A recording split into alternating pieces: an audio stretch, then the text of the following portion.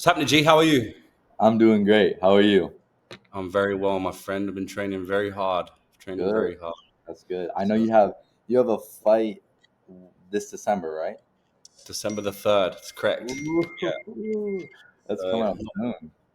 not long. 10 days, brother. 10 days. So let's talk about you, not me. Everyone knows about me. All right, all right. Um, yeah. So what's your name? Where are you from? And how long have you been in the real world, bro? So my name is Corbin Tricky. I'm from Michigan, so kind of close to where Andrew Tate grew up. And then I've been in the real world probably maybe 400 days, so about a year and a half, or a little less than a year and a half. So Wonderful, wonderful. And how are you finding the real world in general? I mean, amazing. It was a real eye opener. Like in the beginning, you don't really realize how much value kind of is there in terms of like what you're learning because you're just, you're going from kind of school slop to like high grade value professional stuff. So it was kind of incredible seeing just being able to learn real valuable skills. That's been the biggest eye-opening thing for me. So just there's like an insurmountable amount of value within the real world that you can't really grasp at all. So you have to stick with one business model and just keep going with it. Nice, bro. Speaking of business models, let's move on to that subject. So, Okay. how long? So you said 400 days, and what campus is it that you're in? I've been in the copywriting campus the longest. I was in the or I'm in all the campuses, yeah, but I focus in the copywriting campus the most. And I started in the Hustlers campus a little bit just to make some quick money, and then I've just from there that I was just focusing on the copywriting campus. So, who is your professor? So Andrew Bass is my professor. Andrew Bass. I've heard some very good things about Andrew He's Bass. amazing. Oh man. I've heard great things. I've heard really good things. I've heard great things about all the professors, if I'm honest. But I have just lately, I've heard a lot of good things about Yeah. Andrew Bass. So let's talk about Andrew Bass. So you joined his copywriting campus, Mhm. and from there, give me three core principles that Andrew Bass has taught you in terms of copywriting. Three core principles. Well, definitely human persuasion is probably the biggest thing, obviously, in copywriting, and just how important it is to think of everything kind of from the mind of your reader, even yourself, and that's a huge thing. Just that helps you like talk to people. It helps you sell to people. It helps you sell your services, like copywriting the service itself. And then another core principle is just this one's hard because there's a lot of good things about Andrew and what he does and how he does it. I'd say discipline and consistency. Obvious. Well, that one's too obvious though. But that one's a big one. Just turning up every day, doing your daily checklist, getting in your G work session, getting in your planning your day tomorrow. Those are just huge things of just organization and being disciplined that you have to do every day to make sure every day can be as effective as possible and get you towards your goal. And then, Amazing. I want to talk to you about the copywriting campus, but first mhm, I want to talk to you about, you said that you have been part of other campuses. Is yeah. there any mistakes that you made inside the real world before joining the copyright campus that maybe you would tell someone who's joining not to make the same mistakes as you? Is there anything that you'd change? Oh, absolutely. The biggest thing, there was like two things that coincided is it's you should really focus on one thing. Like you really should dial in on one skill. And then the other one is things are a lot quicker than you think. Like you can get money from the thing you're learning way quicker. Like I was thinking it was going to take, oh man, this is going to take so long. I don't know. But then you realize you just put the work in daily, like even 2 hours a week, 2 hours a day daily, and you can get like that's what happened. I started putting the work in, and then I made my first $1,000 deal, and I'm like, oh shoot, okay, that was and then and so definitely you need to focus on one thing, and you need to know that it's a lot quicker than you think if you just dial in and really focus. Like focus on one thing, spend 2 hours a day or as much time as you can a day on that thing until you've made money from it. And 30, 60 days later, you'll be $1,000, $2,000 richer, and then it just kind of upward spirals from there. Okay, cool. Now let's talk about the copywriting campus. So you joined the copywriting campus, and Mm. from there everything started to go well. Was it, was it gradual, or was it instant success? Or, talk to me through the copywriting campus and how quick it took you to learn copywriting and where you went with it from there. So copywriting, it was super gradual for me because I came from like super school, never did like any work good. I was always just did everything late, turned in everything late. Like I was smart, I was good at school, but I just it didn't mean anything to me because it didn't lead me to what I want. All I wanted was money. So it was Completely really understand. difficult to it was really difficult to care.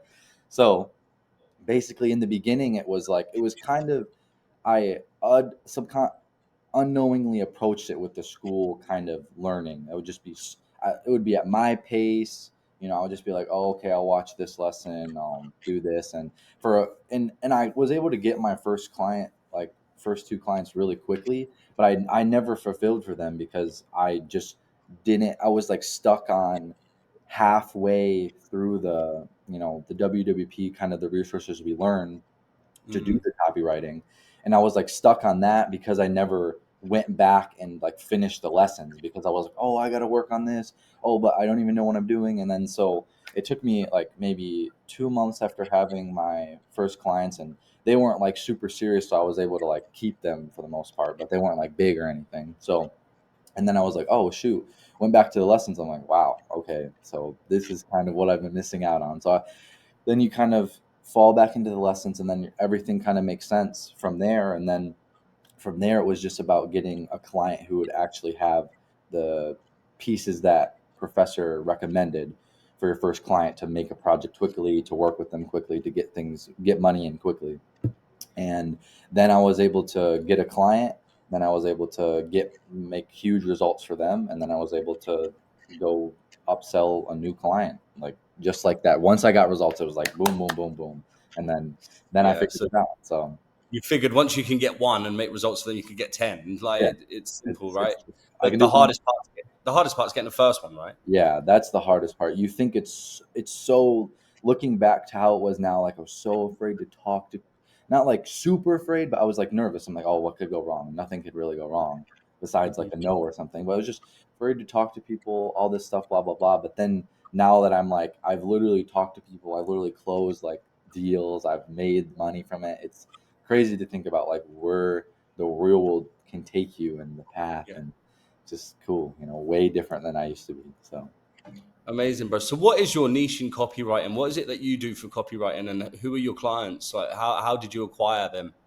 so my niche is like e-com. I'm kind of in like the hunter and like outdoor space. So that's kind of where I specialize in the product. So my first client I got through a friend, and then from there I just we just do you either do there's obviously you can do any method of outreach, but he talked about mainly doing emails or cold calls. And obviously cold calls aren't going to work too well for ecom. So I stuck with emails, and then I just did tons of email outreach, got one client, then another client, and then I got another client from my neighbor. So I'm kind of dabbling in like some other stuff too, but mainly I stick with this hunting coffee day brand. And then there was this I forget what it was. It was a kind of like outdoor gear, like EDC, everyday carry gear kind of client. And then I'm working with like a exotic plant nursery. That's a little different, but just I got like a referral, so I was like, okay, I'll take the money. Why not? And so I'm doing Yeah. something for them. And then now I'm just working on. I have like a few conversations through email right now that I'm working on. So I'm just trying to get 2 or 3 more deals for this month before it closes out, and then just try to get to my monetary goals. Amazing, bro. Amazing. And did they teach you inside the real world how to acquire that first Oh client and yeah, yeah. They how taught everything. I'd have had no idea. I never knew like warm outreach was a thing. Like obviously it makes sense if you logically think about it, but they taught you warm outreach. Like you have to you're it's not about the people, it's about the people who they know. So it was just talking with the people I knew, the friends. I'm like, hey, you got someone I can work with, blah blah blah. And lo and behold, people know some people. So then I just got a client, and then I was like, oh shoot, okay, boom, started typing on my keyboard, and then boom, money was made. And then they taught you to take those results. Kind of the copywriting campus is definitely like, okay, now you have results. Now you're a meaningful marketer. Now take that and show it to other people and sell them on your services. And then from there, just did email outreaches, and then from there got some clients, got some deals. Killing it, bro. Killing it. So talk me through like your normal sort of day inside the real world. So you'll wake up and what will you do from there? So I wake up. I have like my morning routine. I have my morning routine. I have everything planned like on my calendar the day before, and that's what he teaches us: is you, before your head hits the pillow, you should have a plan for the day tomorrow. Hmm. So wake up, get my caffeine, get my hydration in. Now I still do my matrix job, so it's definitely different. I have like a huge block of the day that's where I have to go work for them. And then That's fine. but that's fine. That's just part of the journey. So Mhm. in the morning, I'll usually wake up usually around 6 to 7. That's usually when I wake up, and I can usually get about 2 to 3 hours of work in if it's not an early day for my matrix job. So I do right now. I'm kind of focusing on just doing emails and working on my project, working on my ongoing projects. And then it will be about 6 to 8 hours of matrix job, usually daily, besides the weekend usually. And then after that, I'll just come home. I'll eat a little bit, maybe shower, but then I'll just go straight back to the work, And get you're locked in. more, do more email outreaches, prepare for the day tomorrow, get some more projects done, hang out with my brother, spend some time with my mom, and then Nice, brother. that's it. Nice. Nice. And do you, have you started to increase how much you're making inside the real world? Yes. So I had just being busy. Obviously, when you have, because like obviously I have people I got to care for. I got taking care of my mom and taking care of my family and stuff. So money's always been tight growing up. Mhm. So, but now that I'm able to make my time more valuable, and that's what eventually I'll be able to outpace the need for my matrix Mhm. job, and then spend Yeah. even more time working. So I'm excited for that. Yeah. But it's just, yeah, I've definitely been able. Last month I pulled in about almost $4,000 in my pipeline, and just I got Wow. like the first half of payment, so that was about 2,000 was the first half of payments. And then this month, once I complete, I'm trying to close a new deal soon. But just and then I've already scaled the project by now, but my man, you'd be surprised how slow people move. So my Yeah. clients just, they're just kind of like, oh, well, we're doing it. So they just move a lot slower, and so I'm just kind of waiting on some last marketing assets I need in order to kind of fill out the project or complete Yeah. it and launch Yeah. everything. So just working on trying to close one or two more deals before the end of the month, but and then this month should, like, the other half of the upfront deals and retainers should come in. So I'm excited. Brilliant, bro. Did you know anything about copywriting before you joined the real world or not? So absolutely not. I had no idea. Obviously, like, I was aware of persuasion and like that you could like persuade people, but other than copyright, like, I've never heard of it anywhere. I had no idea what it was when I first joined. Like, and then 30 days later, I'm like, oh wow, you can persuade humans to do what you Yeah. want. Like, so it was really cool, and that's something I never knew about before. So no. What's your take on the hero's year? So I think, I mean, the hero's year, you're meaning like the 2 year plan, right? Yeah, Luke's hero's year. Yeah. Would you So recommend it? I mean, yeah, certainly. I joined the or no, I did like the Gladiator. I can't remember what it was, but I did the 2 year plan. So I Yeah. bought that, and I was super excited for that. And then it's nice, you get extra value. I don't know, I didn't spend too much time with No, I did watch a little bit of the Luke information he had on that, but that was so long ago. But I mean, I wish I should probably dive into it more now. I guess I don't know everything when you say Heroes Year. Bro, no, I asked because obviously I've had feedback from other Mhm. students. I haven't been part of the Heroes Year because obviously I work inside the real world for Andrew Mhm. and Luke.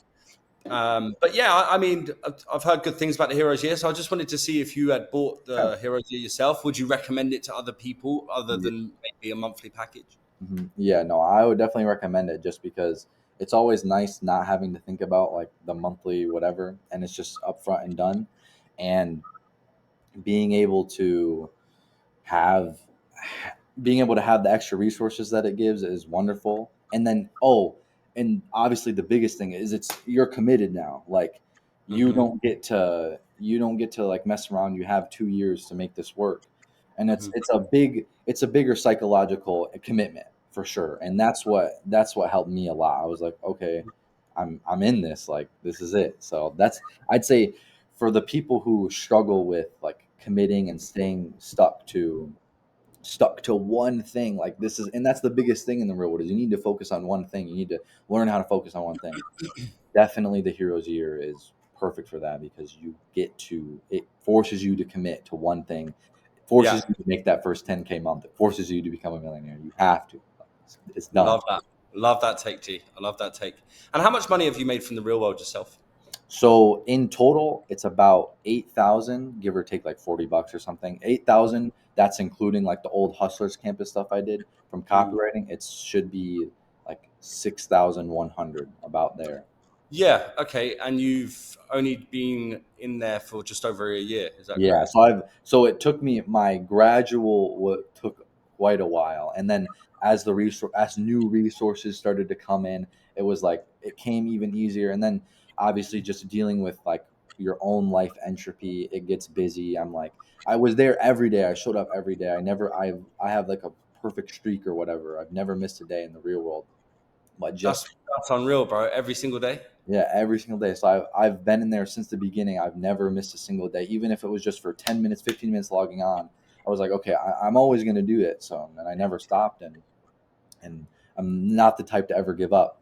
But it's just part of the journey, learning how to definitely coming from a big background of not being able to focus on one thing just from school and learning, never really being able to learn very well. It was and that's the cool thing about it is it's everyone's personal journey. So it was definitely slower for me in the beginning, but I already knew I could have been like way ahead if I just you have to bite down, but it takes some time for each person to find their time to kind of bite down. And No, that's mine came like it was kind of on and off for me to bite down because just busy and dealing with like all sorts of family stuff and all that stuff. So, mm, killing it, bro. Killing it. So, what's next for you?